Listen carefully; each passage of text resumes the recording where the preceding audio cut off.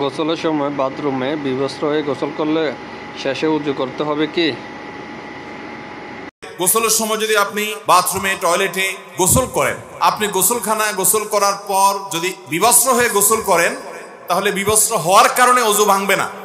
গোসল যদি সুন্নাহসম্মত গোসল করেন, ওই যে কুলি, নাকে পানি, মুখ ধুয়ে হাত ধুয়ে মাথামাসি করে এরপরে গোসল করেছেন, এবং আপনি গোসল করে কাপড় চেঞ্জ করতে গিয়ে যদি আপনার বিবস্ত্র হয়ে যেতে হয়, তাহলে সেই বিবস্ত্র হয়ে যাওয়ার কারণে আপনার ওযু ছুটে যাবে না, কারণ সতর উন্মুক্ত হয়ে গেলে ওযু ভাঙে না। তবে একান্ত নিরুপায় না হওয়া ছাড়া আপনার যেমনি সেমনি বিবস্ত্র হয়ে গোসলখানায় গোসল করা পুরো সময় ধরে, এটা অনুত্তম এবং অনুচিত কাজ, কিন্তু এর কারণে বড় গুনাহ হবে না। বাট এটা ইমানদারের ইমানের সাথে, ইসলামের সাথে সঙ্গতিপূর্ণ নয়। আল্লাহ তাআলা প্রতি অন্তত লাজ লজ্জা থাকা উচিত, সেই জায়গা থেকে এটা না করা ভালো। বাট আপনার এর সাথে ওযু যাওয়া থাকার সম্পর্ক নাই।